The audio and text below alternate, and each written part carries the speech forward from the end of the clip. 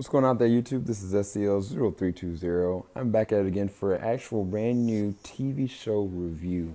I would have Joe accompany me right now, but Joe is like really tired, and I wanted to make sure I got y'all at least a brief non-spoiler review for a TV series that I just saw for the first time, makers of Netflix very own Daredevil, Jessica Jones.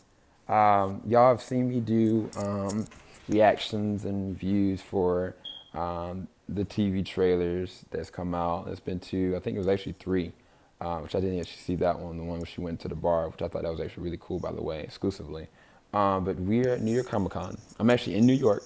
Like, it kind of looks like I'm in a setting where Jessica Jones would actually be working at. But if any of y'all know the Alias comics or the Pulse comics, I will tell you, just before I even do this review, is that this show embodies that tone.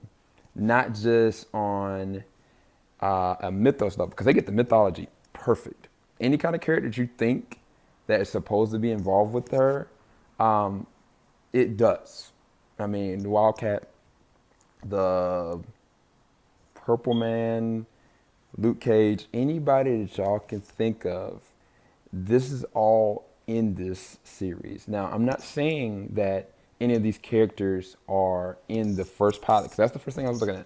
I'm doing a review on the pilot of Jessica Jones.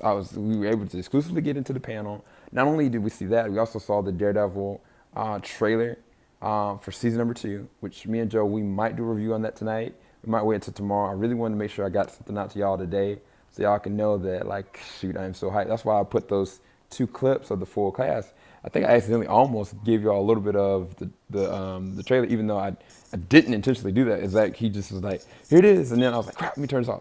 But anyway, so what did I think of this new series? I will say this series is not for kids at all. Not that Daredevil was, because there was some shrewd scenes with the Kingpin, and I mean, he crushed somebody's head with a car door. You know what I'm saying? Like, it was so much that actually really happened in those episodes. And like I said, this is going to be a non-spoiler. We're going to do a more detailed one with me and Joe. But I will say that this might be darker than Daredevil. Not on a violence level necessarily just yet, but it could be. There are sex scenes in this. There are very uncomfortable natured things in this. There are very implied things of not just abuse, but like mental, verbal, sexual abuse. I mean, there's even substance abuse. I mean, Jessica Jones, she's a substance abuser. Like, I mean, there's so much there. But I will say that the richness of the character Jessica Jones, they embody it.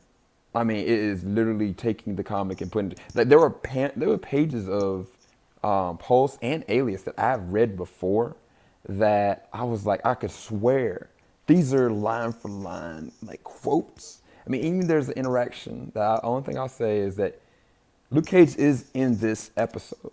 I'll say that. That's it. But how him and Jessica Jones interact is very weird. It's very weird. And I mean, it's straight from the comics. Like, that's all I can truly say. This episode was really good. Like, the only downside that I see is I want to see the next episode. But it's not like Daredevil, where you're like, it's action packed, and got to go to the next episode, see where he's gonna go, see if he's gonna get his costume, see if he's gonna get vengeance, like, see if he's gonna interact with the Kingpin. It's more than that. I mean, there's a presence of evil here that, dare I say, might be worse than Kingpin, because there's an element of supernatural nature. Like, Jessica Jones in and of herself is a superhero, or was, and so she has powers, and how she uses them are even more crazy. But even like the investigative work, she's a very good investigator. I'll say that the way that they picked the perfect cast, even down to the guy that was Mr. Doctor Who, that's gonna be the Purple Man. I mean, all I can say is that his presence is in the pilot. That's all I can really say. I'm not gonna tell y'all if he's in it. If he's not, I can tell you that historically and flashback wise, his presence is there. That's all I can really say. But if I had to give a review for this, I'd have to give it no less than a 9 out of 10. Like, only reason why I don't give it a full 10 is because it was just so dark. like, like it just pushed me right into the fold I mean, every scene, like, it was done so well. It was shot well, but it's shot differently. Like, even from the title, like, to the tone of it, it starts off a lot slower.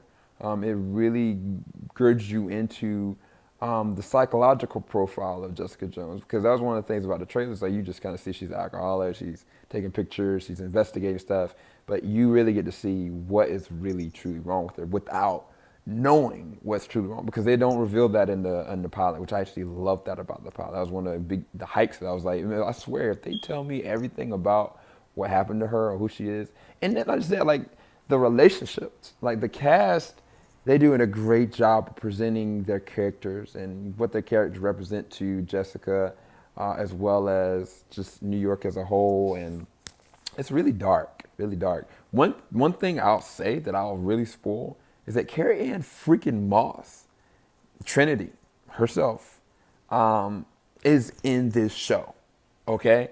And that's all I'm gonna freaking say. She plays a character that initially was portrayed as a man, and oh my gosh, dude, like she lights it up. She lights it up, and she works closely with Jessica Jones. That's all I can really say. But I don't want to say too much because I want to give y'all a full review, which will be longer than this 7 minutes that I think that I'm going to end up recording this for. But like I said, I give it a 9 out of 10. I think it was really gritty. I think it's really dark. There are some really violent scenes. They do show her powers and her capability of using her powers, her reluctancy of using them, the way it's shot, the way the cinematography is, and not just that, like, the Marvel Cinematic Universe is still implied in this. Just in the way she interacts with people, it's just really different and it's really good. But it's really dark, y'all. It is so freaking dark. And like I said, like, this is not my spoiler review. I will give y'all an exclusive full spoiler review at y'all's own option. You don't have to watch it, like I said, but I'm going to be talking about every single detail. And me and Joe are going to be doing that together. So hopefully you enjoyed this review, at least, for Jessica Jones. It was amazing. It was amazing. It was dark. It's going to be hard for me to binge watch this because, to be quite honest, it's a lot to take in. But anyway, this is SEL0320 signing out for JVS. We'll be back for day 4 tomorrow, and then we're going to give a full review for Jessica Jones a little bit later. Take care, y'all. Love y'all. Stay tuned.